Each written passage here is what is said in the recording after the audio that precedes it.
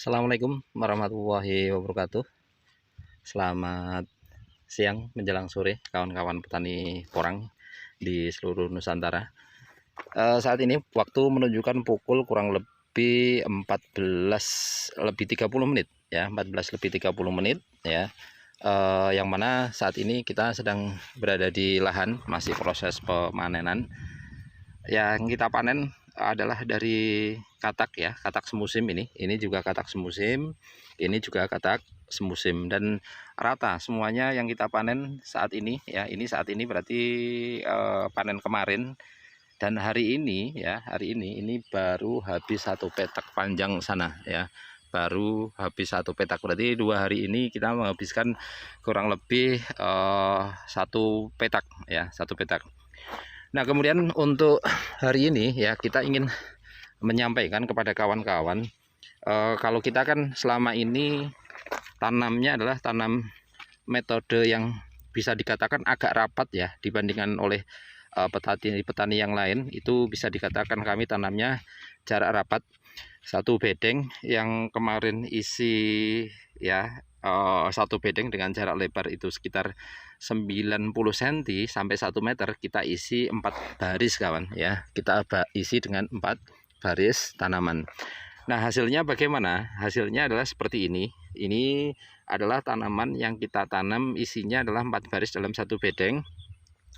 Nah, di sini kita ingin memperlihatkan kepada kawan-kawan beberapa umbi yang pada pada hasil akhir seperti saat ini, yang ketika kita bongkar itu adalah umbinya double tunas kawan ya, double tunas. Artinya kalau kita amati secara seksama ya, kita perlihatkan ini pada bagian sini ini ada tunasnya, kemudian yang sini juga ada tunasnya. Artinya walaupun ini umbinya satu ya, umbinya satu, pada hakikatnya ini adalah umbi dua ya, karena dua mata tunas, dua tanaman. Yang ini menunjukkan bahwa ketika kita dulu tanam menggunakan katak ya, tanam menggunakan katak, itu kataknya langsung serta-merta bersama-sama tumbuh dua tunas ya, tumbuh dua tunas secara bersamaan, akhirnya membentuk dua umbi ya, dua umbi yang saling berhimpitan akhirnya.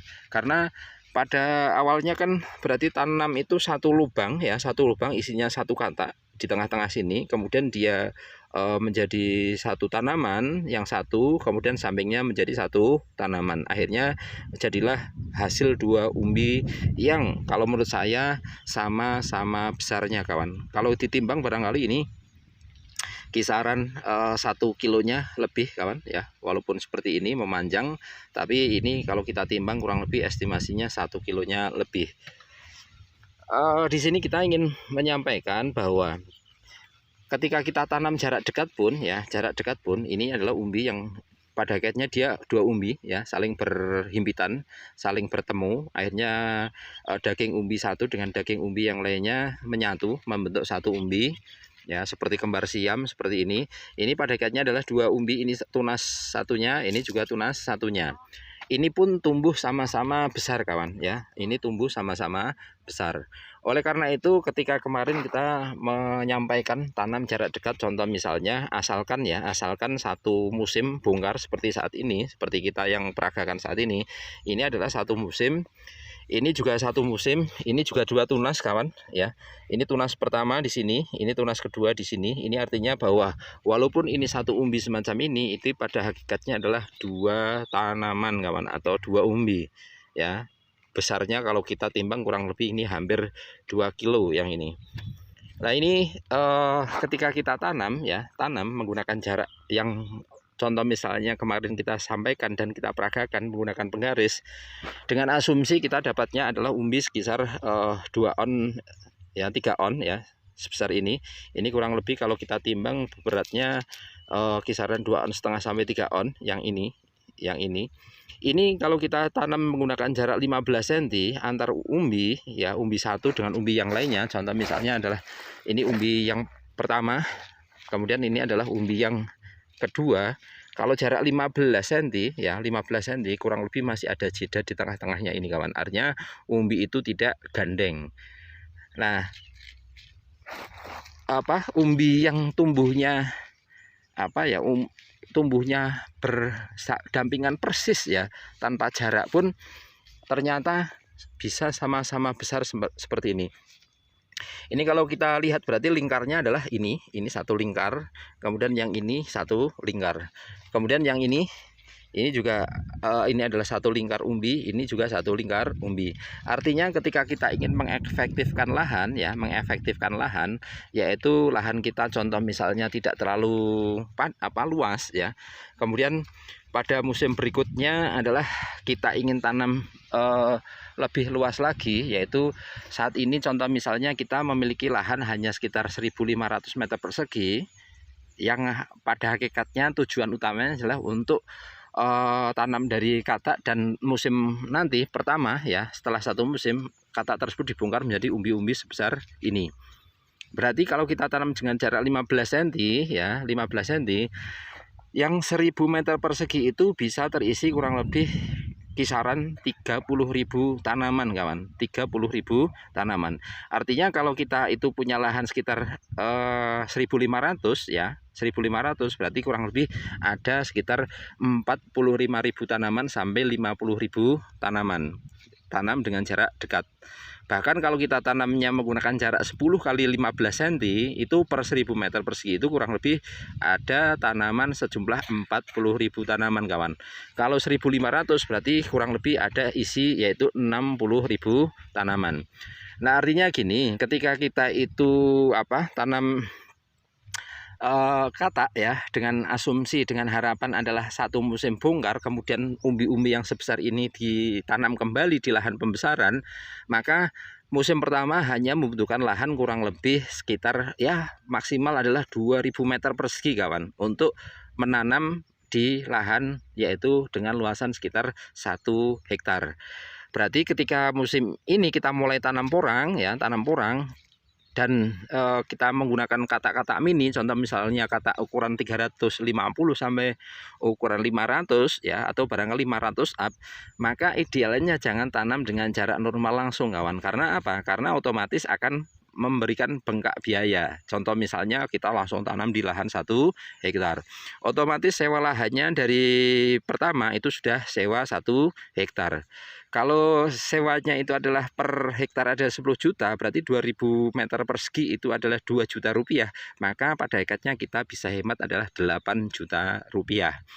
Nah kemudian yang kedua adalah olah lahannya. Olah lahannya itu sampai bedengan jadi, penaburan pupuk dasar kurang lebih menghabiskan biaya 10 juta rupiah kawan. Nah kalau lahannya hanya 2.000 meter persegi, berarti kita kurang lebih ya 1/10-nya masing-masing 1.000 meter persegi itu kita hanya butuh biaya 2 juta. Berarti kita hemat lagi 8 juta rupiah. Ya, berarti kita hemat lagi 8 juta rupiah. Nah kemudian ya yang ketiga ya, pupuk dasar dalam 1 hektar itu kita menggunakan adalah 1.000 karung ya. Kalau kita asumsikan habis 10 juta rupiah, maka dengan luasan 2.000 meter persegi kita pangkaslah, kita padatkan pupuk di situ separuhnya, kita hanya butuh sekitar 5 juta rupiah kawan. Berarti kita hemat lagi 5 juta rupiah. 885 berarti kita sudah hemat 23 juta rupiah. Kemudian lagi ya, yang hemat lagi adalah biaya penanggulangan gulma kawan. Sekali untuk sekali kita menanggulangi gulma dalam 1 hektar itu habisnya kurang lebih 2,5 juta. 2,5 juta itu 1 kali penanggulangan gulma, padahal 1 musim itu paling tidak 4 kali, yaitu kisarannya habis 10 juta rupiah. Maka otomatis dengan lahan luas yaitu 2.000 meter persegi, kita habisnya hanya 1/10-nya atau 1/5-nya dari 2.000 itu, yaitu kita habis sekitar hanya 2 juta rupiah. Berarti kita hemat lagi adalah 8 juta rupiah. 8, 8, 8, 24 sama 5, yaitu kita kurang lebih ada ya keuntungan lagi, kisaran adalah berapa ya, kisarannya kita hemat yaitu ya sekitar 29 sampai 30-an juta kawan dalam 1 musim. Nah oleh karena itu ya ini fakta ya, bahwa tanam katak pun ya dalam 1 musim umbinya dua-duanya sama besar, ini besar, padahal ini berdempetan. Kemudian yang ini juga, ini besar, ini juga besar.